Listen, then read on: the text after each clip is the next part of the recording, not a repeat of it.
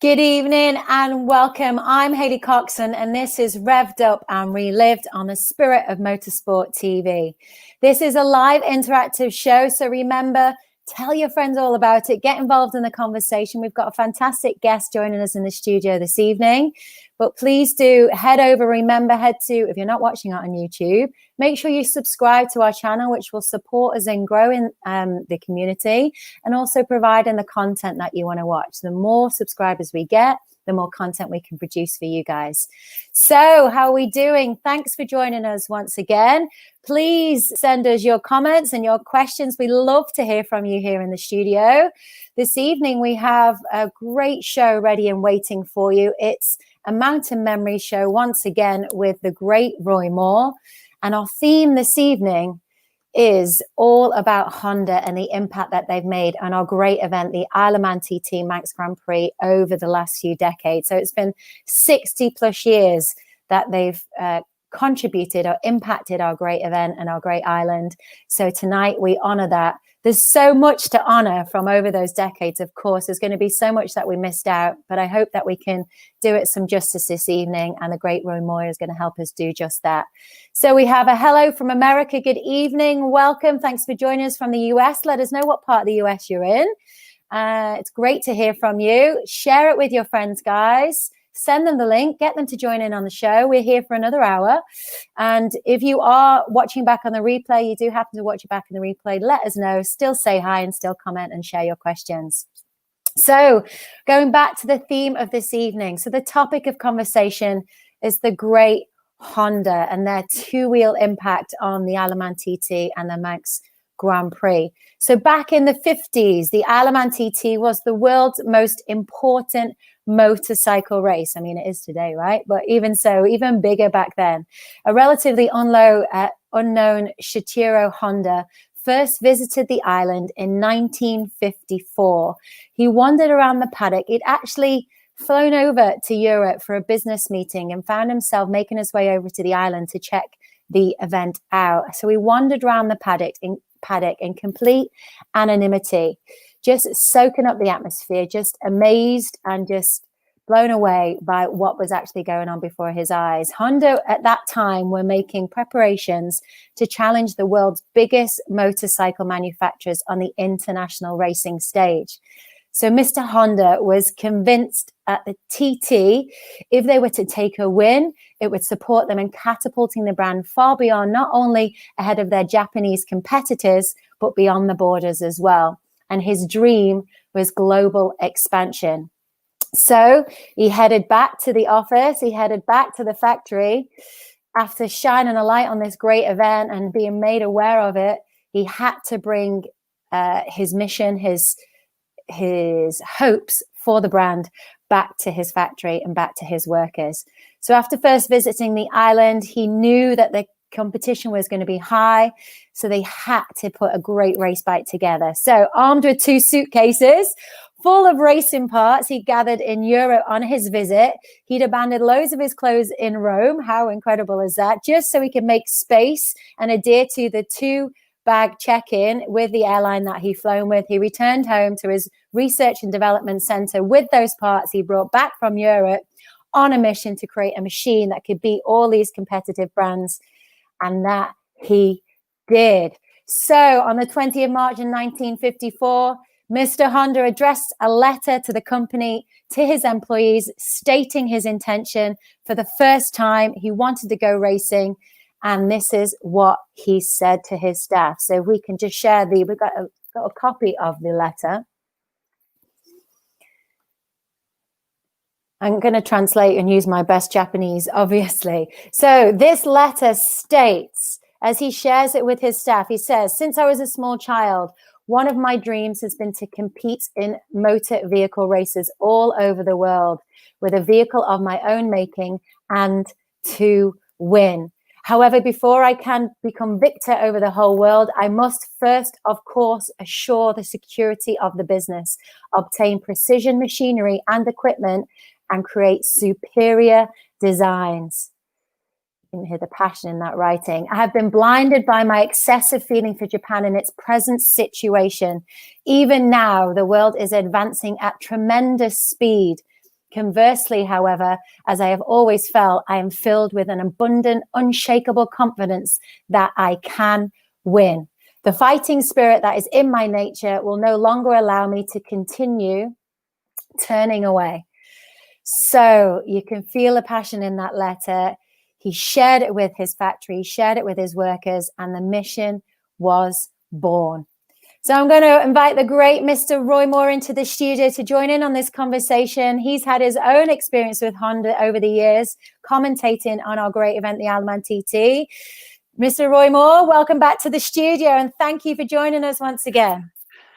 Yes, good evening to everybody who's tuned into it. Yeah, when you sit there and you say 60 plus years ago, it's a bit of a scary thought, really, when you think that we were up in living in Onken and Avondale Road, and Jeff Cannell was my first cousin, and he was in Nursery Avenue, and they arrived. The Japanese arrived. It was a bit tricky, really, to be fair, for us, because we were only schoolboys at the time. And certainly notification that you were German or Japanese didn't go down too well with people in what would be 1959. It wasn't all that long after there'd been hostility, but they came armed to kind of do that. It's very interesting to hear Honda, the way that we're trying to get it. We'll call him Mr. Honda, because he was Mr. Honda. When you're trying to do Japanese interpretations, I'm bad enough with Devro and various other names. My friend in America, Mr. Kaczynski, bit of a job to get me tongue around his name, but they'd done their homework, and they'd done it quite well. But there's a kind of a lot of information floating around about it, but 1954, I didn't know he'd come that early. I thought it was 57, 58 that they'd got. And then to get into the technology, they'd actually bought a championship winning FB Mondial. FB meaning the Fratelli brothers, the Bartelli brothers who designed that mark. And Pravini and Sanford had won the world championships, 125, 250 in 57. And I believe if you ever get the chance to go to the Honda Museum, that machine is on display. So they came over. Quite ahead of schedule, because again, think back now, you would hire a jumbo jet if one that hadn't been grounded, and kind of fly everything over.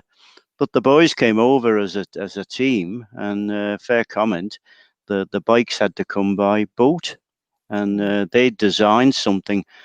They put people in charge to come to the TT, the great TT, and they'd base their machine on the Mondial was single cylinder. Pravini and Sanford had, as I said, won the world championship on it, but they decided a twin was the way forward. But when they arrived, there was about a month, more than that, 5 weeks ahead of schedule. And they were at the Nursery Hotel, which basically was between Avondale Road and Nursery Avenue. It was between our two houses. And we were waiting with interest to see what was going to be produced, but they only had road-going bikes. And there was a chap called Bill Hunt who was in charge of them, but he was more of an interpreter. And he kept them in Rick going through. So we've got plenty of photographs, and certainly that's been part and parcel of it. And then when I brought the Honda badge out later on today to kind of get a photograph of it, and I was just thinking, 61 years ago, that all happened, and a bit scary, really. But the memories of it are still very, very, prominent there. The Nursery Hotel. I think the chap who was put in charge of it all was a fellow called Kawashima. Kawashima Sam. I wouldn't pronounce his first name. and all the boys there, but they couldn't speak a word of English. And there was an interesting fact that there won't be too many know about. There was a lady of Japanese origin who lived in Ballasalla, and she was brought in not only to help out at the nursery hotel, but to be the interpreter. And they had a great time with her because she was obviously delighted to people of her from her country. There wasn't too many Japanese about in the Isle of Man at that time, and she got an opportunity to kind of teach them the ins and outs of different things. And when you translate this fellow, Mister, he wrote a 4 or 5 page document on his time in the Isle of Man, and it's terrific reading because when it being in English, they did have fun and they laughed and they joked and they put themselves into it. They circulated non-stop for days and days and days on Honda Benleys, which was their kind of product at the time, and just went round and round. And many was the occasion that Jimmy Swindlehurst, who was the local PC at the time, lots of people will remember Jimmy Swindlehurst, and he only had an LE Velocette. And although the Bentley was only a 125, it was far too quick for an LE Velocette. And you know what? More often than not, you'd be kind of going up there. There was no sign of the Archibald Knox, as you know it now, the pub.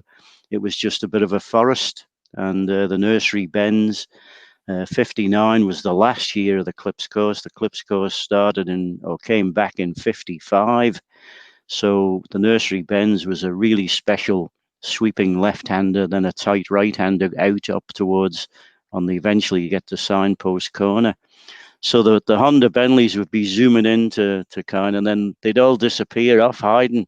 And the next thing you'd see Jimmy Swindler's going up the driveway on his LE Velocette. Where's those bloody Japanese fellas? They're going too fast through the village. I'm going to sort them out. And then he'd get Bill Hunt, because they would just be pleading innocence, down the White Bridge and up through Onken Village and then right at the Manx Arms. And Bill Hunt would have to sort it out. Oh, I'll tell them tonight over tea, and not to go so quick and this, that and the other. But they wore the things out. They wore them out. They just went continually round and round. I think he reported that the tires disintegrated, the rollers were falling out of the chains, and they just wore the blooming things out. But the race bikes hadn't arrived. They hadn't arrived at the nursery. It was purely Honda Bentleys. And what happened was, I was having tea with Jeff Cannell in Nursery Avenue, and the promise of the race bikes arriving had always been given. Oh yeah, today, race bike arrived today, and different things. And we were having tea, and we were just about to have a forkful of whatever was on the agenda, and certainly kind of stopped because you heard this crack of something obviously on open megaphones firing up. And I can picture this as like no problem at all, as if it was yesterday. I just stopped. Jeff stopped. I looked at him. He looked at me, and we were gone down over where we did the dirt tracking through the forest, and they'd fired the bikes up. And this is an absolutely true story. They'd fired the bikes up on the driveway going down from the nursery hotel. Well, that driveway was never used. Everybody used the top driveway. There's a picture there because Manfred Grunwald and Inga Stahl and Jack Dreon stayed at the nursery hotel when they were competing on the Clips course. And if you went for a pint, you always went in the top entrance. So the driveway was full of moss and twigs and whatever rooks throw out of the nest, which isn't favourable for bringing children up in. So it was a desperate area. And we'd heard that first bike start up. And then we heard the second one when we were going over. And then we heard the third one cracking up. But we got there knowing full well that they were firing them up down the driveway. And the fourth fella came down, mechanic pushing, guiding that's doing the old bump start. And he fired it up, but he put a bit too much on the front brake. And Jeff Cannell and myself were the only two to witness Honda's first crash on the Isle of Man, when he got too much front brake and a bit of rook shit, and the way he went down and fell over.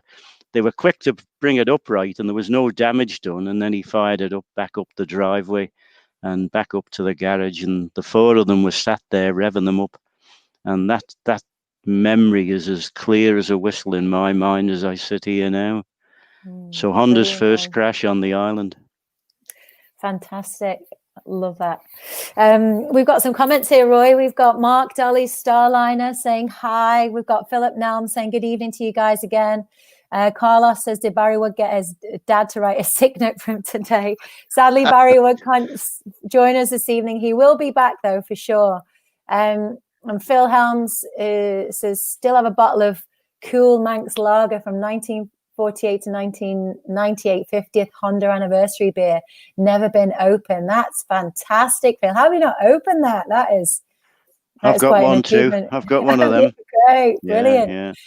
Martin Campbell says Honda focus and direction for many years. Recent years since Sachiro's passing has lost the way. More recently, money is more the focus. Sad loss, but great history. We've got Brian Spooner saying Barry must be hungover. Never. Hey, Roy, never. John he only had 10 points. John Kashirski says, if I'm not mistaken, isn't Honda the only brand to win 5 races during the 2010 TT with Hutchie? I did look into that today, Roy. Is that correct? Oh, dear me. This is what you always dread, isn't it? All Honda, was it? Yeah, I don't think he did it all on Honda. No, I think he would do. He probably would, I would suggest. Well, certainly the Super Sport. Yeah, tricky one, that. Yeah, there'll be a few that will be getting onto that one and coming back later. And feel free.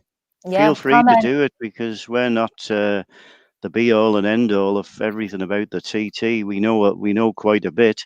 But even I'm kind of taken aback sometimes with bits of information that people come up with, and it's lovely, lovely to hear. John, fantastic, John. If you can find the answer for us on that 2010, so we did 5 in a week. They're actually what I've got here. They're Hutchie's gloves from that week that he won those 5. So we've got Carla saying, dear Miss Coxon, Barry won't be able to sit and join Roy today as he's a bit loose and has a sniffly nose. Too much information there. Too much information. He'll be up in his bedroom doing whatever he does in his bedroom. He'll probably be researching. I don't know what he'll be researching, but hiya, Baz. We're missing you, but we're not at the moment. We're doing all right. We've only got another 40 minutes to go. Great. John Cayley McBride says, yes, 5 wins on the Padgett Honda. Thank you, John, for clarifying that. We appreciate it. Brilliant. What an incredible week that was, hey, Roy, insane. It was. We had the privilege of being involved in it, so it makes it a bit special. Yeah, wow. Bit special. Yeah, but so coming back, Roy, to 1959, so when Honda first brought their RC142 over, and we had Naomi Taniguchi. You say that way better than me. Naomi Taniguchi. We've got some great pictures of the bike and Naomi with his crew in the pits. Yeah, great. This is a fantastic shot, isn't it, Roy? The thing that I immediately look at that and think about is that wire fence. It was road reinforcing, and that's where you stuck your hand through with your autograph book to get the autographs. And again, no matter what you shouted at them, they didn't understand what you were trying to get at. Certainly, if you look closely, they're just between the first, second fellas. There's a lad there with an autograph book in his hand, I think, at this precise moment in time. And they would thrust it through, and you'd be always able to tell the degree of the rider, because the way things worked out, the Japanese were technically up there amongst it and oil tight. But if you got a fella sat against the fence on an AJS 7R or a Manx Norton that hadn't been quite oil tight, you'd find that when they got the book, they would put their thumb on the center to firm it up, to sign the autograph and pass it back to you. And it would be inevitable that the ones who didn't have the quite oil tight bikes would leave a thumb imprint on your autograph book. And if I had time, I'd nip upstairs and get mine if I could find them, and show you that in real life. But there's the boys. Yeah, that's Taniguchi, number 8, I think, on the bike. And then the Suzuki. There was 2 Suzukis, which seems ironic, doesn't it? And a Tanaka, and they were there. There's another interesting fact. When they arrived from Japan, they went to scrutineering, and the Japanese crash hats that they were known as affectionately then, the helmets, lids, whatever you like to call them, your head protection, were knocked back. They weren't good enough, and they just didn't pass the scrutineering because everything had to be tested. And even though they were kind of American style helmets in '59, that's the trend that was coming out then. Prior to that, they were all just like a pudding basin stuck on top of your head with a strap. But the Bell helmet that came through, they had to then go, and I think they were Cromwell, if I remember rightly off the top of my head. But again, somebody will tell us. But they had to buy new crash hats for the race, 5 of them. So that was another kind of interesting fact that emerged.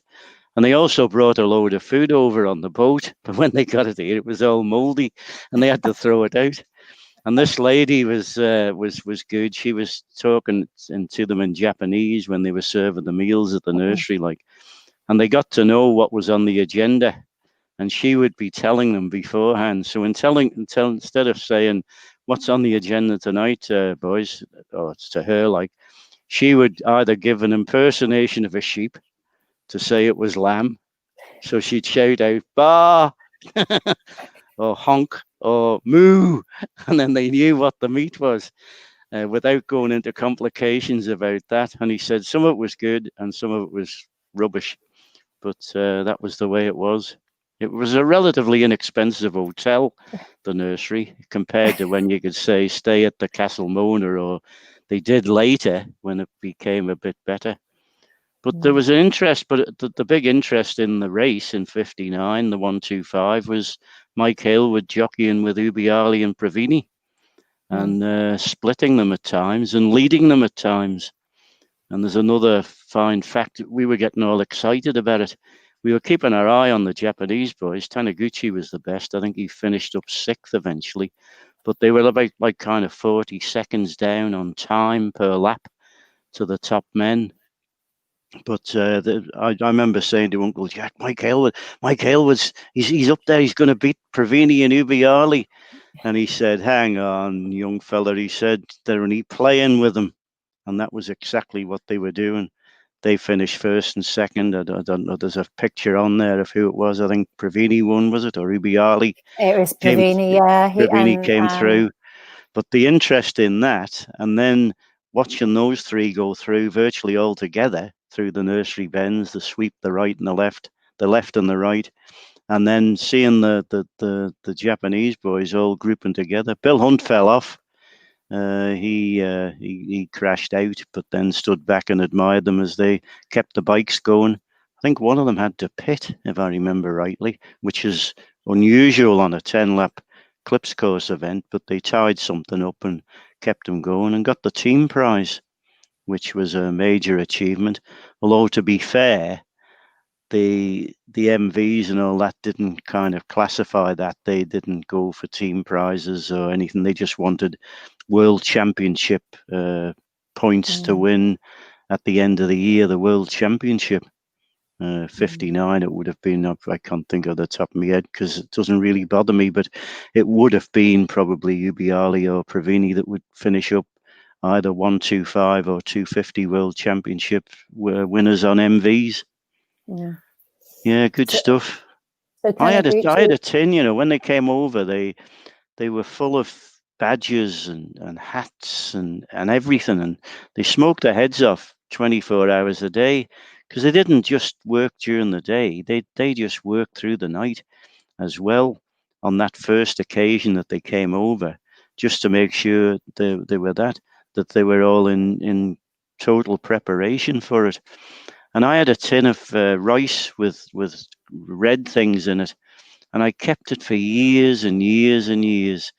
And it finished up down in Spring Valley, down in Springfield Avenue with my mother's, and then she died. And you made that big decision when you were clearing the house. What on earth am I going? I'd never eat it.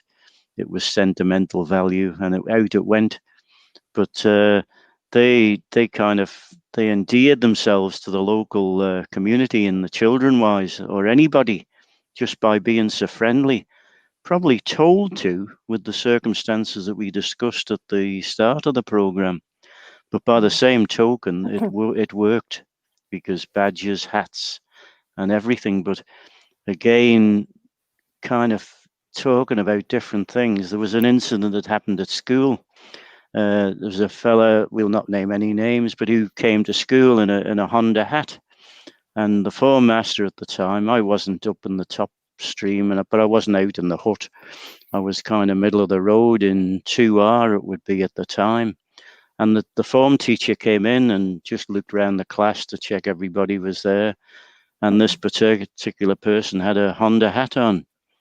And he kind of said to me, take that hat off, like in a nice, gentle kind of way. And he just ignored him because he was that type of person. Then he said it a bit louder. Then he started to get agitated when he didn't. And then when he kind of screamed at him and went over towards him and was heading towards him, the chap who had the hat on made the fatal mistake of saying, "What's wrong, sir? The war's over." And he physically hit him. And then he kind of started to get all agitated, and he went red, and he disappeared. The teacher disappeared for about half an hour. Then he came back as though nothing had happened. And it was revealed later that he was a Japanese prisoner of war and had a total detest for anything Japanese. And my wife's uncle was exactly the same. He was a prominent commissioner in Port St. Mary and objected to the flying of the Japanese flag on Chapel Beach.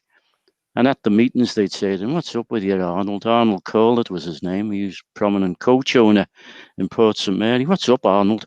Said, "You're getting all agitated and excited about us not flying the flag. What's wrong with you?"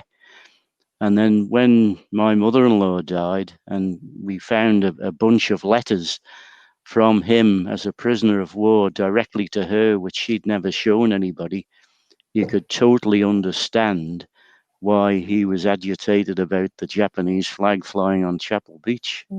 Not motorcycle related, but just creates something that you had to think about round about that time.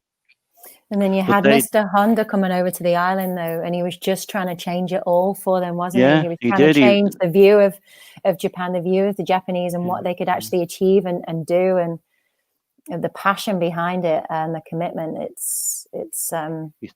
We put a photo on there today, and the Honda team were no different. They weren't bothered about photographing anything. They had the top of the range cameras, obviously, and you find that everybody in the team had a cameraman. He was the designated cameraman. And at the time, 59, they were going around photographing the MVs, the Ducatis, the NSUs, previous, and all that, all just getting information as to how they could make their bikes better. And certainly that was the case.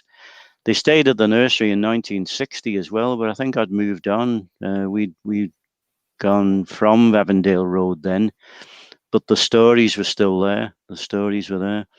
They joined in everything, and they did their very, very best to make themselves wanted. And you can't help but admire the way they went about it. They came back the following year, because when Mr. Honda, as you quite rightly pointed out, did that letter to the factory, the younger members of his firm were thinking, well, we don't stand a chance here because we don't know enough. They'll go for the older guys to produce all the engineering, which will make it work. But he didn't, because he knew full well if he was going for the long term, that the younger members would stay longer and then get involved in it. So from twin cylinder things that were 20, 40 seconds slower a lap, which allegedly they threw over the side on the way back, because they looked at them. They had to knock the rust off them on the way over, and then on the way back they said, "This is not the future."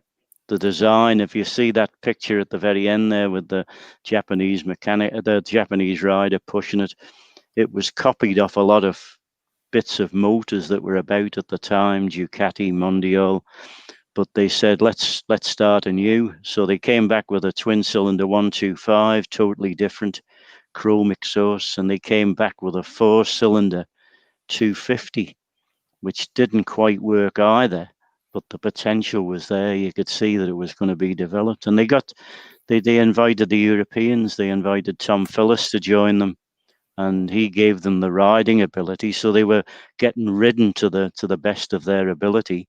And the Japanese stayed in as well. But yeah, there's other photographs that we put on today of them starting off, courtesy of a fella called Alf Gray, who was my next door neighbour in Park Avenue, and was the famous photographer from Joe's Bar in Strand Street. Brilliant. And we've got some more comments here, Roy. We just shout. We've got John Kashirski says, Roy's passion is a legend. We need to refer to him as the GOAT, priceless. Goat. Brilliant. Carl Fox says, oh, he's had worse. Philip Nelm says, it's a shame we only get an hour. Well, we might go on longer. We'll just see. We've got no restrictions on that. John Kashirski says, Roy and Barry are great. I want to sit across with them in a pub and just ask questions. Me too, John. I'm right there with you. We also have hello from South Africa. Hello. Welcome for joining us. Welcome to the studio. We've got, you should have heard commentaries or the pre-race build-ups and delayed race radio fill-ins up to around 2002 when there was Peter Neal, Jeff Cannell and Roy all on air. Absolutely mind-blowing information and detail from those three. We have since lost Peter and Jeff, but Barry and Roy continue the great passing on of stories and history of not just the racing, but almost anything Manx. Yes, fella. Love that. Well, that's it. Yeah. Well, taken me 73 years to get comments like that, but it's very, very sincerely and much appreciated. We just do it, and yeah, there's loads of people, and it's proved on the site that we run. We're not the main contributors now. It's other people who are putting lovely stories in. But again, you don't know where they come from, do you? I made my annual, Jeff Cannell and myself always had a thing that we'd save our coins up and donate them to the ACU Benevolent Fund, Wyn Evans, MBE, who runs that. And unfortunately, Jeff hasn't done that since 2007, but I maintain the tradition. And it hasn't been so good this year because we haven't been out. We've been in lockdown, so you don't put your loose change in. But there was a bit there. And then we'd been in conversation, Barry and myself, about an item that Des Evans had that he would like to give to us to make use of. And it was autographs from a fella called Jack Griffiths, who ran a massage parlour, not that type of massage parlour. This was a physiotherapy unit in Woodburn Road. And the riders came and had their aches. It was like a modern day Isle of Scott or a latter day Isle of Scott, I suppose, where they went and he got them to sign this piece of paper. So I went round to pick it up today, and it's absolutely superb, and it will be produced on the site. But then Wyn just kind of dropped a bombshell by saying, Mrs. Honda's been in our house. And I said, what been in? Because we'd already discussed that we were doing this tonight. She said, yeah, it must have been about 40 years ago. She'd come over, and there's been a Japanese mechanic who they wanted information on from a near neighbour of theirs, but they couldn't find him. So they knocked on the door of Wyn's house, which is just down from the Nursery Hotel. But I don't know whether they were stopping there then or not. And they just said, any chance of, whatever the interpreter, any chance of telling us, where we can find the lady who lives in the first house? We're looking for our mechanic. And I don't know the story behind it. But, oh, well, yes. I said, who are you? Like, oh, Mrs. Honda. A lovely Manx cat you've got. And the next thing, they're in Wyn's house with these mechanics all piled into Wyn's house. And Des in the road that goes along from the bottom. They've been there for ages, like the houses, and talking. And then she thanks them very much for can I take a photograph of the cat? Yeah, no problem at all. They wouldn't get much mechanical knowledge from that, but at the same time, it's the way they were. And then the thing was, they left them a couple of lovely little kind of mementos. And Wyn went to somewhere in the house and produced them. Yeah, about 8 hours ago. Unbelievable. And Wow. that'll be relayed on as well. But yeah, just wherever they Mountview Road, yeah. It wasn't Mountview Road, it's Mountview Terrace actually. But yeah, there's a taxi driver coming in. How much from there to how much there from there to Peel? Have you been busy? Brilliant. Yeah. We've got What a time couple do you more finish, comments. Betty? Yeah. Couple more comments here, Roy. We've got hello from Lorraine, hello from John O'Sullivan, and C Bob says the Honda RC 166 probably the bike I most wish I'd seen and heard and raced around here. Well, if you can run for more than an hour, that please do. We've got from Miles Corlett. Brilliant. Thanks for coming on, Mates Rates, Barry said. Mates Rates. Brilliant, brilliant. So coming back to Honda then, we've got some great shots to share. And we talked about how they won the manufacturer's trophy, didn't they, back in 59, even though they 59, did eventually they all finished. throw that bike off the boat. We've got a great picture of them sat on the steps with the trophies. And you know that they're thinking, they vow to themselves now when they return to the Isle of Man, they're going to return and win. Oh, yeah. Very, very good, that is, isn't it? I've never seen that. Never seen. That must be back in Japan, is it? I wouldn't have felt as though they were all trophies won on the island. It's I think it's a combination of when they set out to go road racing. So it's Japan, Sao Paulo, and then the manufacturers as well. So there's another very, very sad story. They had a little ceremony up at the nursery and nobody knew what was going on and they wouldn't tell anybody. But it was revealed later, and it might even, I don't think it might have been one of them, but say you had a similar group of riders, they only rode on dirt tracks. They didn't have any thing about riding on roads. In fact, when you read through the team managers kind of thing, they said they were horrified that they were riding on a metal surface between telegraph poles, brick walls, and everything else. But on the kind of testing or thing prior to just leaving for the Isle of Man, one of them had been killed and died, and they were upset about it naturally and all that. So they had a little ceremony up at the nursery just to remember him, as you do. You know, I mean, that would be a common thing, but carrying Japanese traditions, which they obviously their country have different ways of celebrating, and it took a lot of inquiring to find out about that. But now it's been widely reported about it. But it was it was a sad state of affairs really for them to have to leave Japan, knowing full well that one of the persons who was due to come with them had suffered serious injuries and had died prior to it. I would be thinking that would be all their trophies. There would be probably a trophy for the manufacturer's team prize, an individual that, but not as many as shown in that photograph. Yeah, only a personal opinion, like. Yeah. And we've got a picture here of the nursery hotel, the infamous nursery hotel. That's it, yeah. There we Door go. on the left, Castletown Ales. Griffin was the man that was running it when we were there, and his son Carlton and daughter. And many a time I've come through that door on the left, and we never frequented the one on the right. That was the posh part. But there was a big bowling green as well, just down on the right hand side as you look at the picture. Dropped down, there was a bowling green, and the boys weren't shy on having a go at that either. But their technique was entirely different from down on one knee and getting the gravity to run the ball to the jack. They were treating it like as though it was a shot put, and they had great fun. They were laughing amongst themselves. But on the right of the building there, you follow that line down to the left, to the right, and then follow around is where the garages were out the back. And where that car has come from is the top entrance, which would be virtually parallel with the hotel and then parked up in front of it. But way back then, there wasn't too many who had cars who would drive them to drink, so to speak. There just wasn't the cars on the road about in 59. Seems strange now, like, but that was the case. And it was a popular place because it was a Castletown house.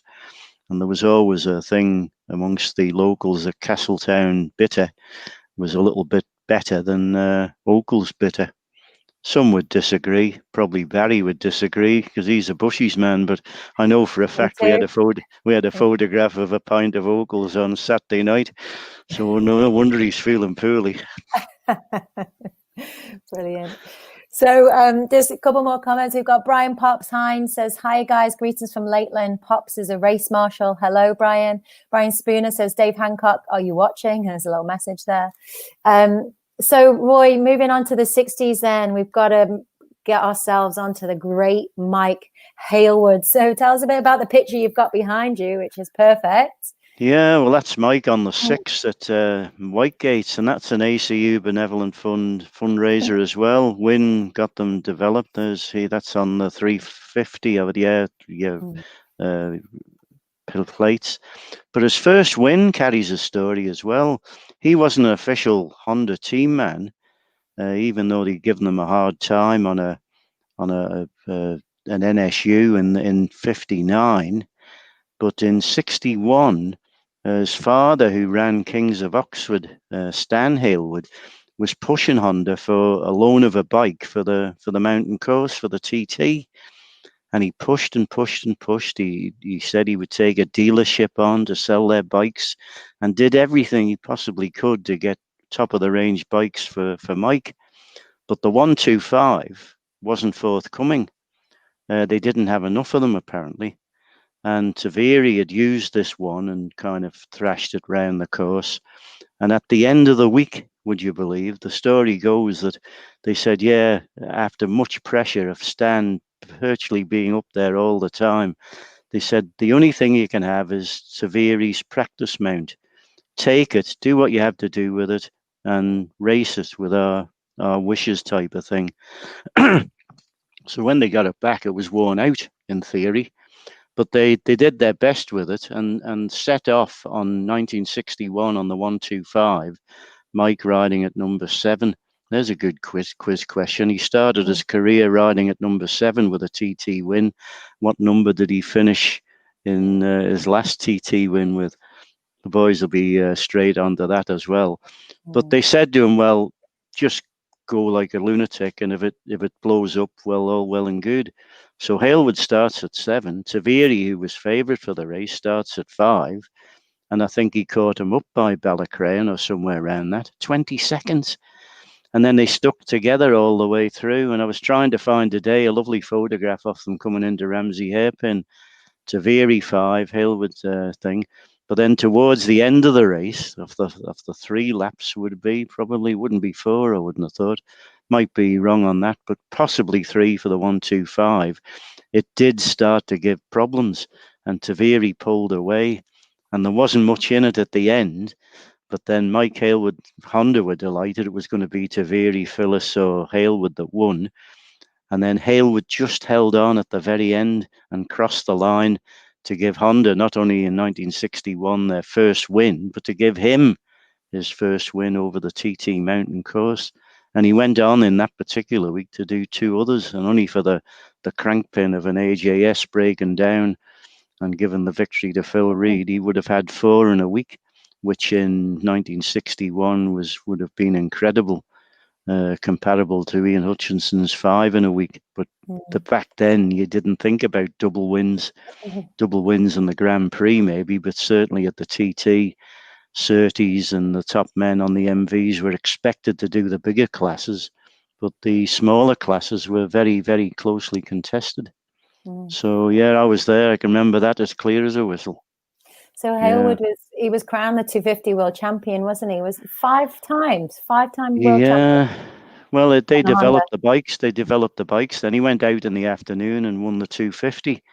But that was only after. Oh, what a fabulous photograph that is! Great, isn't it? Oh dear me. Yeah, up on the stand at the Villa Marina with the Douglas Bay Hotel in the background and Douglas Bay and the fairy lights in position. And good, when are they going to get it finished? I think they started it round about then, didn't they? So there's Mike up on there. No, but they had the 4-cylinder in the afternoon, but they'd given one to Bob McIntyre in 61, and he was a wily old Scot, and he very, very nearly did the 100-mile-an-hour lap. I was watching it on the approach to Braddon Bridge 6 laps on a 250, and Hailwood was lying second, I think. But then on the last lap, with the mechanical kind of thrashing he'd given it to nearly get that 100-mile-an-hour lap, Bob McIntyre broke down just short of the Sulby Glen Hotel and coasted to a halt outside the Sulby Glen Hotel. And Ian Huntley, the TT fan, Ian Huntley, he'd put a plaque on the side of the Sulby Glen. And if you go there, well, that happened in 1961. So that left Mike Hailwood then to do the 2 in a day, which again was practically unheard of, and certainly put Honda for their second win, first and second wins to Mike Hailwood and Honda. And they never looked back then. They just developed things then from, they had the 4s going well until Yamaha came along. They had a bit of a trouble-free run, but then, things changed a little bit. But World Championships and not moving into the big classes, they didn't develop the 500. And when they did develop a 500, it was a thing that didn't handle very well. And Jim Redmond frightened the life out of himself on doing it. And if you read Mike Hailwood's book about the 500 Honda, he puts a paragraph to Ted McCauley. He said, on the morning of the 500 at any of the Grand Prix that we were contesting, and he said, especially in the Isle of Man, he said, I used to wake up and dread going out to ride it. They tried about 2 or 3 different types of frames to get it to handle well, but it was like a pig in a turnip cutter. It just wouldn't handle at all. So, but he did well in 67, but only when Agostini retired on the MV. Yeah, so yeah, all those things come floating back, don't they? Brilliant. We've got a lot to be thankful for, really, because it started a competition amongst the Japanese, really. Honda came, got that publicity. So 1960, Suzuki arrived. Well, they weren't Suzuki. They came as Kalida. They entered as Kalidas, and there's a story behind that as well, because not being able to understand what you're entered for, they had a model called the Kalida. And again, we stuck a few photographs on today of Suzuki's setting off from the start. And it was entered in the program not as Suzuki, as Kalida. And that was because they'd misinterpreted the make and the model. And that got them going. And then there was a fella called Sonny Angel who had a little bit of help from Yamaha. And he came over to ride in the TT, but didn't do very well because mechanically they didn't have any spare bits to go with it. But then when they arrived, they did it properly as well. And I can well remember the headline in the paper when Tony Godfrey got a Yamaha, and the headline was quarter-litre projectile, because they'd put a speed trap up at the Highlander, and he'd gone through it on a 250 at 144, 145 mile an hour, which was unheard of speed. And and his teammate, I think, was Ito.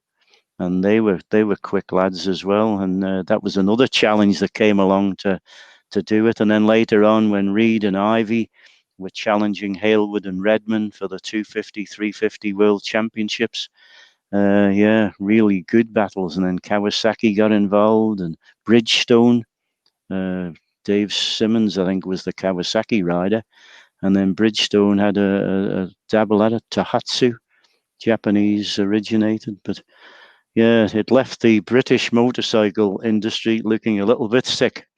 Mm-hmm. So we've got a couple more comments. We've got Carl Fox saying, not seen that photo before, wonderful. And then we've got Miles saying, no pressure, anyone, and doing over an hour. My pleasure sitting back and listening to the fun stories, great stories from Roy and Barry, of course. Brilliant. So going back to moving on then from the TT, so Honda eventually scored 7 individual type TT victories, more than a dozen world championships in every displacement category before withdrawing from international motorcycle competition in 67 to focus on Formula One car racing. So I want to skip forward from there then to the great and legendary King of the Mountain. We've got to, haven't we? The great Joey Dunlop. Yeah, they kind of they then, Japanese riders later on were not considered. It was all top men like Joey and McGuinness and Jim Moody, and yeah, they put them on there, and Hislop was on them, and Carl Fogarty and all that. And as they developed, they led the way in technology, really, didn't they? They were doing kind of inventing, if you can call it, is that the word to do? Developing, I suppose, would be the correct word to describe it. Developing all kinds of engines, which not only did the TT, but certainly did enough on the World Championship, and Wayne Gardner and many others. I don't follow the World Championship all that much, but yeah, you've got Loctite Yamaha. That's what springs to my mind. You see Joey there warming it up, the colours, and that will be the downtown one. I wouldn't have thought, but that's Castrol Racing. Phil McCallan, he did another 5 in a week later on, I think, or 4 was it? And yeah, they got the top men on them, and certainly, yeah, it must be productive to sell bikes, and that was what all racing is about, really, isn't it?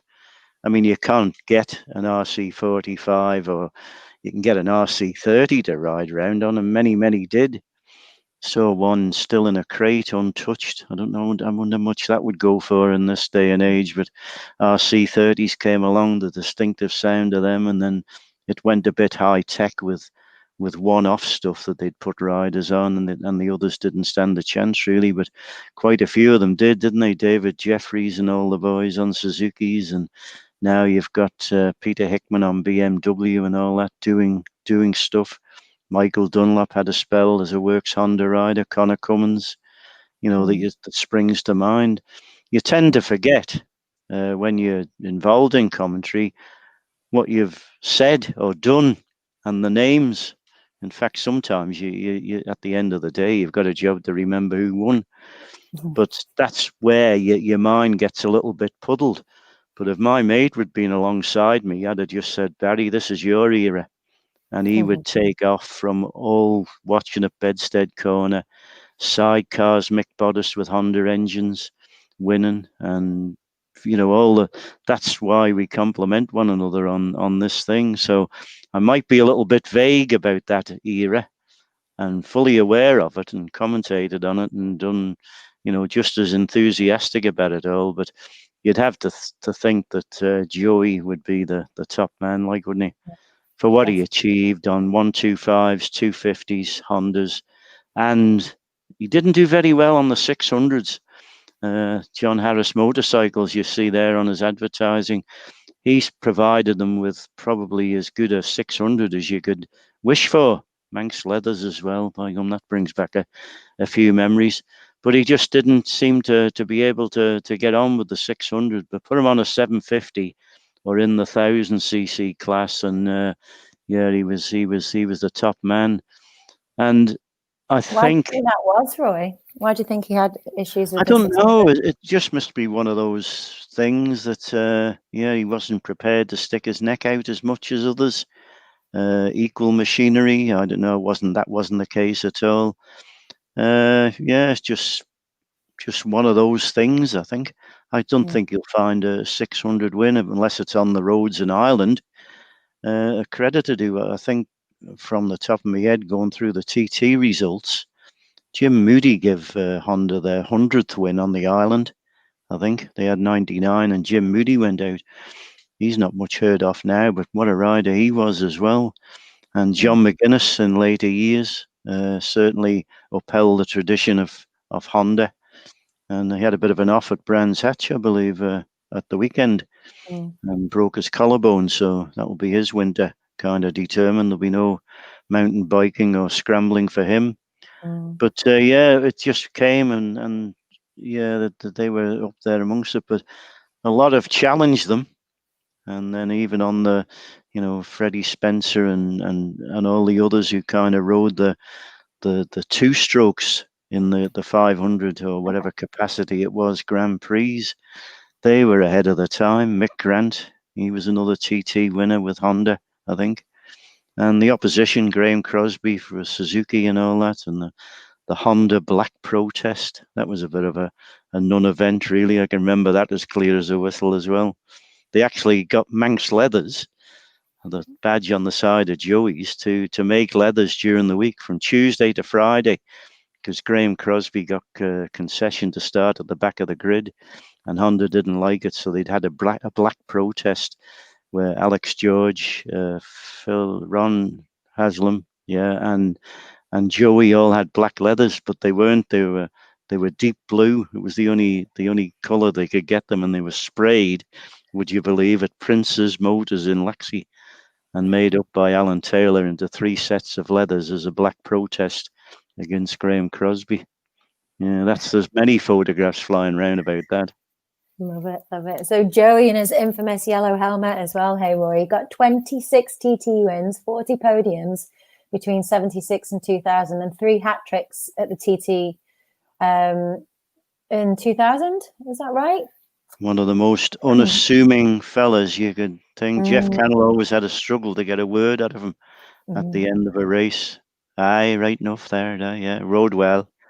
Yeah. Any problems, Joey? You must be very happy. Aye. And that was it. I had a kind of a private discussion, if you can call it that. We were doing discos in our early days, and there was a plasterer called Huey, and his daughter got married, and unknown to a number of people on the island, Joey came over for the wedding. He had to go over with Linda, and stuff like that. And the dude was at the Windsor. I can't for the life of me think he's a big mate of Huey McCanney's, and I think his name is Huey as well. And Joey was there, and at the end of the night, when officially everybody should leave, he just said, "Any chance of doing another half hour or something?" He said, Linda and them, they didn't want to get involved, like when other people were there, because they didn't know them. They were there as his guests, and it was all family. I said, "Aye, crack on, no problem at all." And Joey was at the bar, and I just wandered over just to I wasn't doing the TT commentary at the time, just the Manx Grand Prix, and we had what you would class as a little natter, and I'd got a photograph for the Phil Hogg auction. And he looked at it and he couldn't work out where it was. It was at Duke's the 32nd, but it had been taken at such an uncanny angle that even him, with all his experience, couldn't do it. But he had no hesitation in signing it, and then just had a little word and kind of nothing special, just talking normal, which probably for him would be unusual, really. People just interested in different things other than, what you're doing next year, who you're riding for, and this, and the respect that Honda had for him. I don't think that he was embarrassed by what they thought of him, by kind of taking him and the bikes in the museum at Honda and going away there and putting the dinner on for him and all that. And it wasn't his scene. And I think he's kind of mentioned kind of privately that he was embarrassed by how much they revered him, really, wasn't it? Yeah, 2000, all those years ago again, 20 odd years. Sad. So we've got some more comments. We've got Rebecca Silver saying, "Can't believe I've not seen this before. Fantastic history lesson." I agree, for myself too, Rebecca. Brian Spooner says, "Don't forget Steve Ward on the RC30. Yeah. Carla said, "Yeah, we do have the previous shows, Rebecca, are still on our Facebook page and YouTube channel. Go over, like and subscribe, and you can go ahead and watch them, catch up." Martin Campbell says, "Great memories here. Hoping we can be back racing in 2021. Fingers crossed, Martin. We hope so too." And Dave Hancock says, "Hi to Brian." So great communicating. So John Kashersky says, "Watching the 90s era TT reviews and then being able to listen to Roy talk about these riders and bikes, the Castrol liveries were just amazing." Agreed. And Dave Hancock says, "Jim won the 100th riding a Fireblade." Okay. Thank you for that, Dave. We appreciate it. All right. So we have to, before we move on from Joey, Roy, I really want to talk about how is it the Tornamona shipwreck, how the boat went down, and that incredible story in 1985. Joey was on that boat on his way to the Alaman TT with, was it Phil Reed and Robert? Brian Reed. Brian Reed, sorry. Brian Reed. And I think and other bikes as well, wasn't it? Yeah, I think they'd Stranford Lock.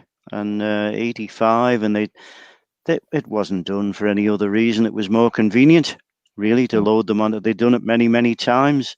In fact, now, it's not unusual for TT day, whether it be Monday, Wednesday, or Friday, or the Saturday, to see these rigid boats coming across from Ireland.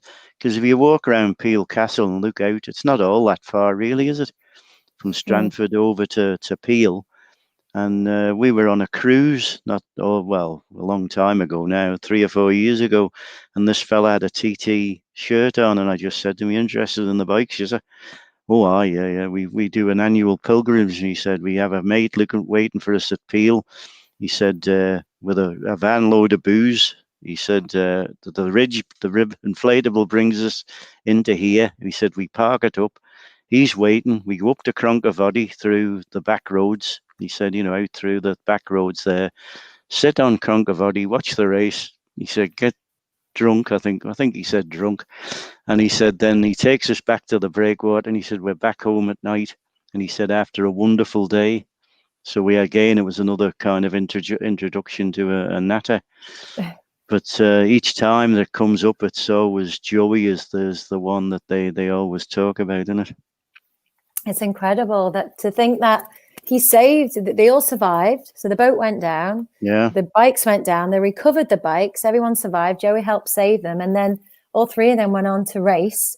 And Joey had one of the best TTs that he'd had to date, hadn't he? It's such an incredible story. The salt water doesn't exactly do bikes and aluminium much good. And when the divers went down, I mean, much reported is how very close it was. They abandoned ship and clinging to rocks and then scrambling over rocks to get clear. I don't think Brian Reid was actually on the boat. He was flying over. He just entrusted Joey, as he would be, to take his bike over. And then if you look at some of the DVDs that are available from Duke and stuff like that, you'll see them hose piping them down on the breakwater at Strandford. And I think they kind of enlisted the same procedure to get the bikes over. It was the only way they could have got them over. But they had to be stripped down and washed in whatever you do, diesel, paraffin, whatever it is, to get every little bit of salt off the aluminium, because they would have just gone. They wouldn't have done that. But the divers went down and they kind of winched them up onto another boat and then brought them in. And it's much reported. 85, how many years ago was that, boys? 85, 90, yeah, you're talking 35 years ago, aren't you? Even with my stupid arithmetic. And you picture it, and you know the kind of publicity it had and the tension that it all created. And then for your man to cheated death, really, possibly. Cheated death, well, yeah, he could have drowned. And then to come and just the way he was to get on it. And I'm not quite sure of the results in that particular race, but he was a winner. He certainly was a winner towards the end of TT week after all he'd been through to get here. Incredible. Yeah, incredible man. Legend.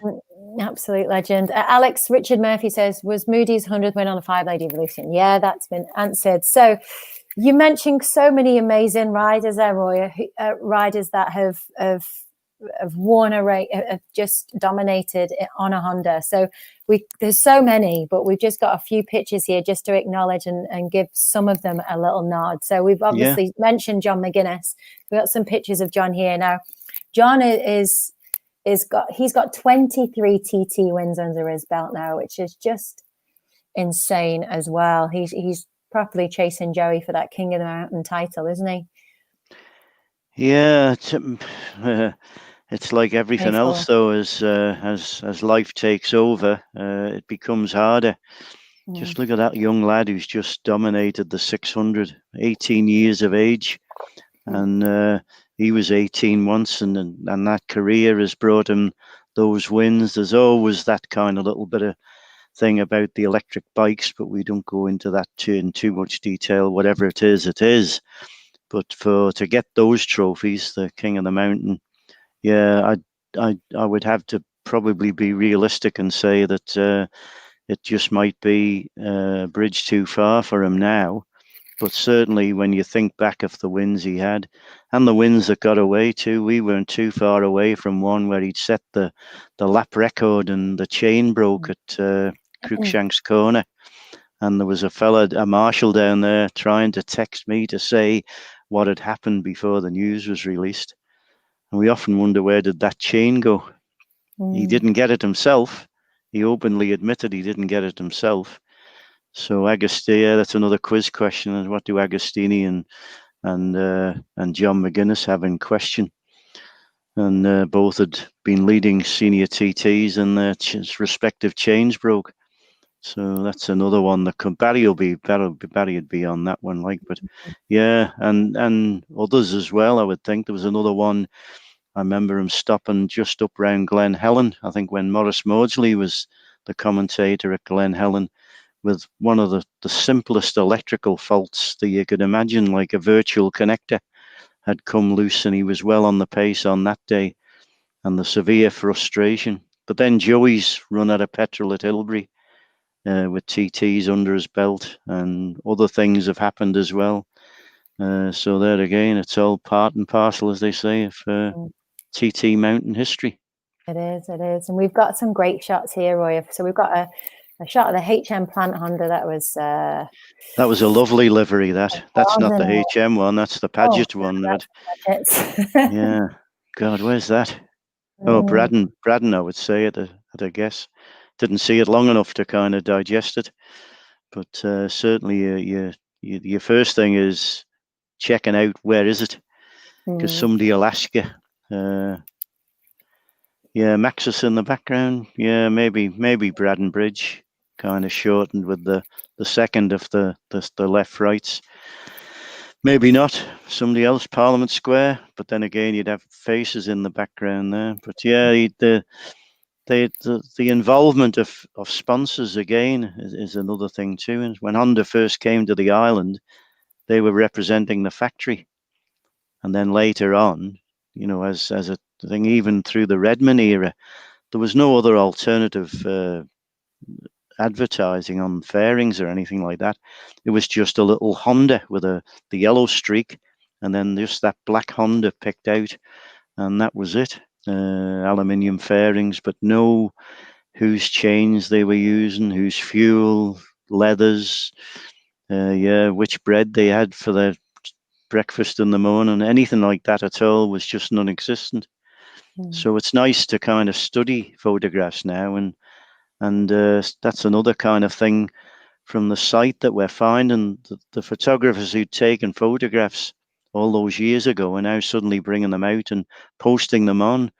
And I spend most of the time just looking at and even only a name. They might give them a tenner, to help out with fuel or something. So they put their name on the fairing, and it's lovely to do that.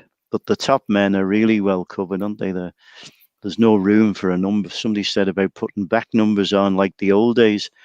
That would cost you about 5,000 quid in advertising space if they did that now. So it's a non-event. We've got Steve Babb and Brian Spooner saying it was QB. That the Paget QB was it? Yeah. QB, there we go. Well, I was half right.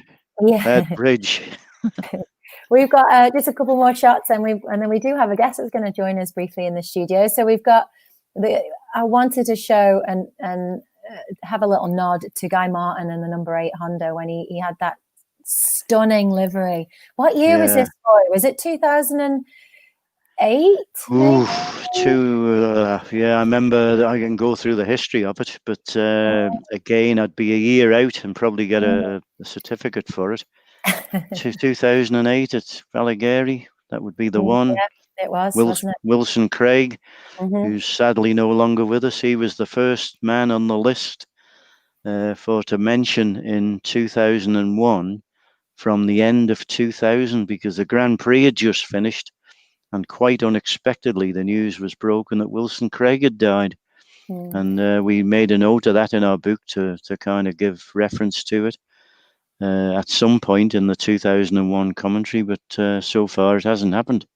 2010 we're going for, so Ballygarry 2010, yeah. And Joey might have been struggling on the rocks, but when you see the footage of how Guy coped with that incident at Balagary, and I always think of Debbie Barron being there just protecting him when he was lying in the road and things weren't looking good, and Charlie Lambert looking out from his commentary position at the TT grandstand to flames, and well, not flames, but seeing smoke from the Balagary area, and we'd have feared the worst.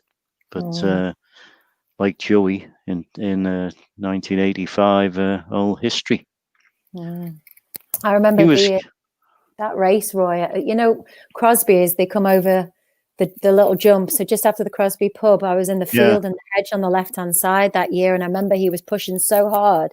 And every time he jumped, he come over that little hump. He was like coming towards us. I had to move. Move back, yeah. I've got my videos now. I can move. I've got my footage. I just can't sit here anymore. He's pushing it so hard. All the times that we've been involved when he's been kind of in there and favourite and stuff like that, and he will be reflected on as the most kind of man not to win a TT in it. And poor old Bob Jackson with his fuel cap in the pits, and it's all part and parcel. And then I just want to do a little nod to the great Davey Todd. So he's the star of the future TT, isn't he? Very much enjoyed listening to him, and you must be very, very pleased, Hailey, that on the Spirit of Motorsport you've had your 1,000 British champion crowned at the weekend. He wouldn't have a clue, would he? How would they tell him, like when the man fell off at Druids and he was out in front going for it, and then he'd won the championship within the first half mile. Totally unexpected, but he went on, and the interviews you did with him were superb. I just sat and was mesmerized, and Davey Todd was exactly the same. How he'd approached riding in the TT. He had a fantastic opportunity in 21 with the Works Honda ride, and he would have been well up there amongst it. But then I got the impression that if he didn't, well, then he was still learning. So it would have been an interesting one, but sadly not to be. Well, I'm excited really to see Davey get back around the TT course, definitely, and just see what he delivers, hey? Yeah. We've got Barry Wood commenting here. 1986 Junior Newcomers Manx Grand Prix at Bedstead. Ian Jones winner stopped down the road towards the Nook to put his chain back on and carried on to win. Brilliant. Yeah. We're missing you, Barry. Yeah, we are, Barry. You are missed. So we've got, we do have a guest that's going to be joining in the studio. He's a big fan of the show, a big supporter of the show, and I'm going to welcome him all the way over from the US of A, Mr. Kosierski. Yeah. Hey, guys. How are you? John. Oh. Hi, Roy. Hi, Hailey. How you doing? Not so bad. Well, not so bad. Yeah, I'm. You guys can hear me okay? Absolutely. Okay. Yeah. Back in August, I had my big back surgery. So I've been on my back a lot, actually, you could say. So I've been doing a lot of this TT review stuff, but this is great. But Roy, you were talking about the 60s era. You mentioned Jim Redmond. I was talking with Barry back and forth, and I want to know. I'm going to pretend I'm sitting across from you in a pub, since I can't be there right now. But I want to know what Luigi Calaveri's bike sounded like. The 125 5-cylinder, right? The Honda? Yeah, absolutely. You mean it was just a revelation. That was the way that they approached it, to make them go quicker, put more cylinders on them, and to get a 125 5-cylinder. We posted a picture of the 4-cylinder, the 5, and the 6, like Halewood is on in the background here on Whitegates. They were just unique.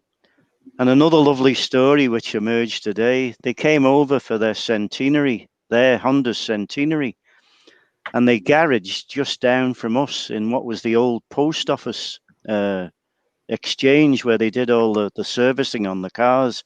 They don't do that now. They just get a new one but they used to have a garage called the GPO garage, and Honda took it over with all the big machines from the era that you're talking about, Redman on the 4, the 5-cylinder, the 6-cylinder, and they got the people that could ride them. Ralph Bryans and Taveri was on the 6, and all the boys. Redman was there. That they didn't hang about. Tommy Robb, I think, took one round. But another lovely story which emerged. They had a couple of 6s down in this garage, which had been unused for quite a while. But it was an unusual style of garage in that it had like a convex roofing system to cut the loss of heat, because the actual building was quite high. So the story goes, and I've no reason to doubt it, because I can absolutely imagine what would happen. They'd serviced this Honda 6 and they fired it up inside the garage, and the noise and the vibration of that firing up got all the dust that had collected over the years in this convex roof and just filled the place with dust. And he was revving it away, warming it up, because there's no flywheel effect. So you've got to be really, really quick on the throttle when you're blipping it. And that's what happened. The next thing, nobody could see anybody else. And they wondered what had happened. Like, was it smoke or not? It was all the dust, which was lying in this wooden roof, had all come Probably down. rattled all the nails out of the wall. Yeah. But then what they did, and I wasn't involved in the TT at the time, they then pushed them up Victoria Avenue and up Police Station Road, ready for the parade. So there's quite a few photographs, and I've got a few which I took up there, of this lineup of Japanese mechanics with all this exotic machinery. 2, 3, 4. Well, they didn't have a 3, but they had a 2 and a 4, and the 6s all there lined up, and the riders coming up and them pushing them out from the top of Police Station Road onto Glencrutchy Road for them to do their demonstration lap. And poor old Luigi Taveri very, very nearly lost it at Sulby Bridge. He came out of Sulby Bridge and just put a bit too much throttle on it, and the back end came round, and he was a fraction from disaster.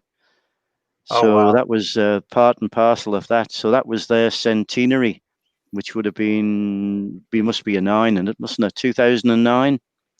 And they had good party times too. I think they were down the Castletown Golf Links Hotel, or they certainly celebrated in big style. And then for everybody, they had a massive firework display at the end of the week on the Friday night after the senior. So, wow. Yeah. I want to ask another question though. Watching these 90s eras TT, the reviews, one of the things that I really like, and I like it almost as much as the actual racing, but during they had the classic parade lap that happens, and you can hear all these motors, and being stationed where you're at, Roy, at the hairpin, hearing those things have to, get on the gas to get up that hill there, that's got to be incredible. Can you, without looking at them, can you tell which one is which? You could certainly tell the 4 from the 6, but I'd have to stop and think. Have I been in that commentary box when the 6 has gone round? Certainly, Steve Plater took one out to do a demonstration lap, and I think he got to Sulby. And I'd have to be a little bit brutal to say that the better man to take that out would have been Dave Roper, because he was looking after it for Nucci in America. And they brought it over, and I think it was quite obvious that he'd never ridden it before, or he'd only had limited practice, and he couldn't get the effect of the flywheel. Ralph Bryans was the man, and Stuart Graham. When you talk about, can you remember the sound of the Honda 6? I can remember Hailwood on the Honda 6, and certainly he knew how to ride one. And then Stuart Graham took over in 1966 when they had the Grand Prix and the TT within 4 weeks of one another. I was up at Windy Corner, and Hailwood and Stuart Graham coming into Windy and heading off towards the 33rd. Yeah, and the sound from the valley, the bald West Baldwin Valley on the right and all that just made it seem a little bit better. You could hear them from the bungalow all the way up through to the Brandywell and then through Duke's, and then they came into view down through the box couple for the old Windy Corner, which was a lot tighter than it is now. And then once they got round, get the momentum going again, then up through again, and away off towards the 33rd. And those will be probably my kind of most vivid memories of the sixes, Halewood and Stuart Graham, 1966, Windy Corner. Was there a definite difference? One of my friends, David McGinnis, who's one of the Isle of Man photographers, he took a video, and I know it's a Honda show, so forgive me, I'm going to bring up MV, but the Augusta, could you tell the difference from like in the mountain area of that MV Augusta compared to that Honda 6? Yeah, very much so. Okay. Yeah, just by the inertia of the engine. The MV from 58, 59 that I can recall, Governor's Bridge, you could hear every gear change from probably as far back as the 33rd of John Surtees, John Hartle handling that. Wow. I can't think back further back than that, though I would have been about when there was a picture of Carlo Banderola, and Les Graham was the man who was developing the MV for them. And certainly the sound was no different. They were through open megaphones. But another sound which I always remember is the Gilera. Oh, yeah. When Jeff Duke and Reg Armstrong had straight through pipes on. The Honda 6s and all that, you'll see the picture of Mike in the background, have got megaphones. But the Gilera found that they were more tractable with straight pipes, 4 straight pipes out the back. And the sound of Jeff Duke and Reg Armstrong going through the start finish, and I think 53 or 54. Yeah, that's one that stays with me. Wow. Well, guys, this is a great time. Hailey, I'm always, trying to listen to you and promote the show. And Roy, you're such a legend. You've made this recovery go pretty well. I mean, there's a lot, but just sitting there, and thank you for Roy's and Barry's Mountain Memory page. Thanks for the opportunity, as always. And I'm not a smiley representation of the American people right now, so I can't wait to get over to the UK, you guys, and sit across from you and Barry. I know Barry's real excuse is he probably tripped over his cats on one of their street races, and maybe a pint hit him in the head or something. I'm not sure, but Barry, much respect to you. I hope you all feel better. So thanks for having me on, guys. John, it's great to see you up and well. Great to see you in real life. Brilliant. Yeah. Thank you so much for your fantastic questions, your support as well, and your love. So we really appreciate you. I'm here until you all give me the boot. You over. Yeah. Once you guys get tired of me, just kick me out like an old bag of trash. I'm good. Thank you, John. Thank you so much. We appreciate you. All right. Take care. Take care of yourself. Take care, John. So we've got a couple of comments here. We've got Neil Stevens saying that seen the Honda 6 at the Goodwood Festival of Speed. Amazing. It was a beautiful sound to be heard. Great, brilliant. So Roy, before we do end the show, we want to jump onto your page. So it's the Mountain Memories page that you have on Facebook. So it's a private group, right? But you can join, click on join, and you've got some great shots to honor this show tonight, and our little nod to Honda. So you posted some pictures today, which are great. So we're going to try and scan through those. If there's good old Manx saying in it. I posted some on today to show tonight. Now that's a lady. That's a book I picked up at Wyn Evans today. She's a Japanese lady who comes over most years. A real Yuki, I think her name is. And there's a picture of her with the great Giacomo Agostini. And she takes loads of photographs. And Wyn and Des give me a book that they'd received from her, but it's all in Japanese. You won't believe it. I've got it in front of me here now. But that photograph was in it, so I just put that on. And another thing about the Japanese, they don't read books from the front. They start at the back. This book here that we've got here starts at the back, and it's Yuki who's written it about all their experiences, but it's all in Japanese. So I'll take a while to read that one. I think I'll go back to the sheep. Not literally like they're just counting them. Barry Wood says Yuki Kobayashi. Yeah, that's it. Yeah, that was it. Now, there's an interesting fact here I'd like to wish. I know people get uptight. He said, bloody hell, why is he taking the opportunity to wish somebody a happy birthday? But my nephew Brian over in Germany, it's his birthday today, and there is a connection with that Honda Motor badge. I got that in '59. It's one of the originals. They changed styles as they do, and the other one is a Suzuki. But that Honda Motor badge, I wore that at one of when my brother's first wedding. He went on to have another couple after that, but his first wedding, I proudly wore for the first time in my life long trousers, and went to the reception of my brother's wedding proudly wearing that shiny at the time Honda Motor badge. And that was the thing that will always bring back memories to me. When I brought it out today, I got a bit emotional about it, because I thought, Brian's birthday today, what on earth is going on for me for the first time in years to look for a Honda Motor badge, and then realize it was at his mum and dad's wedding in all those years ago, which must have been 1960. Yeah, it would have been 1960. So yeah, so that one's a bit special. Happy birthday, Brian. We've got Anthony Huntley saying he was there from the beginning. Ian, over 70 years of the TT, Ian there. We're going to be shining a light on his incredible book that he's got online. We're going to be able to get that on the show soon, hopefully, fingers crossed. Ian, thanks for your comment. And Roy, are there any other pictures on there that we should show the followers and the listeners? Or they're all relevant. What you think There's one of our regular contributors, Mike Kane. Yeah. There's a good one. That's the Japanese contribution to 1959. You notice the Jeff Duke type skin tight leathers that the rider is wearing there as he takes it, pushing it round the back by the side of the Nursery Hotel. And they've copied a lot of things, beveled gear. Well, looks like the Manx Norton would come in for that, with the gear-driven cam at the top and all that. Chrome exhaust, they're unheard of. Earl's type forks on the front. And apparently that's one that never survived. That's one that went over the side. But somebody has produced an exact replica of it.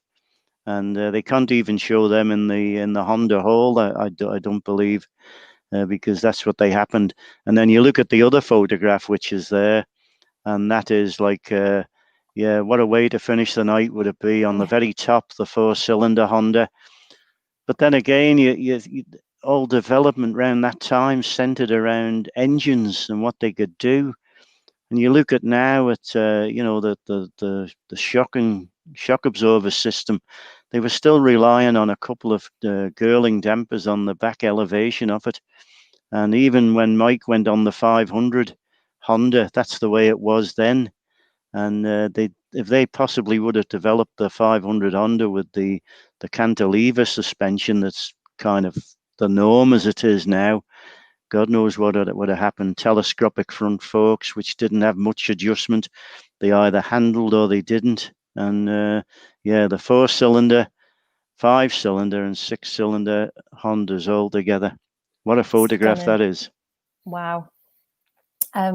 We've got Barry Wood saying, Yuki jumped in a taxi at the airport here and the driver was Phil Gilmore, former third in the newcomers, Manx 1988. So it's immediate conversation. And Carlos says, only on the Isle of Man. Of course. Andy Griffiths-Barney says, still amazed by Roy's TT knowledge. Absolutely, we are. And we can't wait to have you and Barry back on to the show, Roy. We've loved it. Absolutely loved having you back on once again. Oh, don't go too much. Oh, dear me. The Exorcist. Yeah, no. The only good thing about that is Crook Suzuki on the side.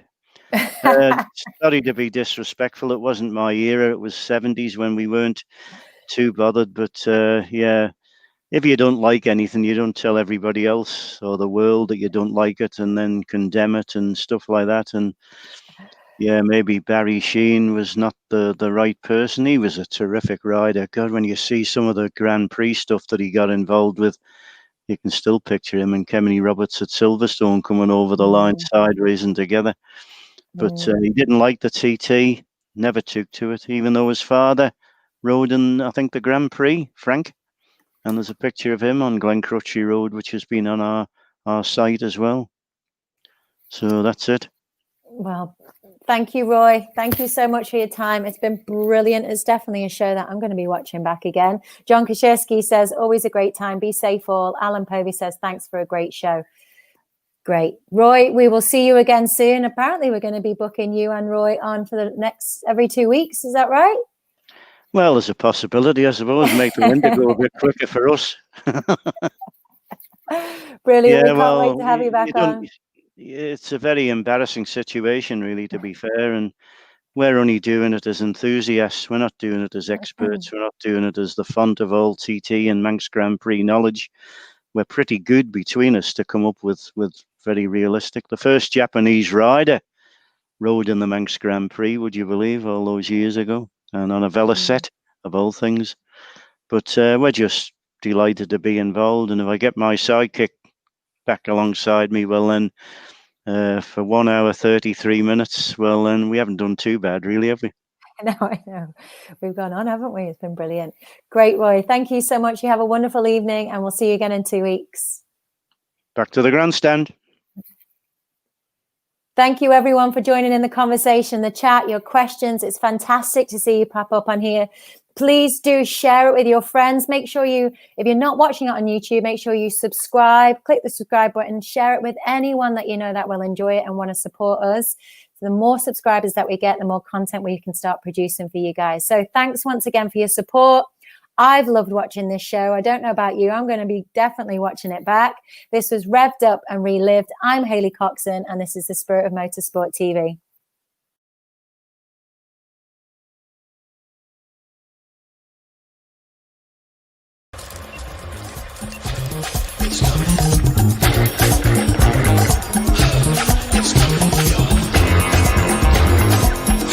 Bing, bing, bing, bing. You go, whoa.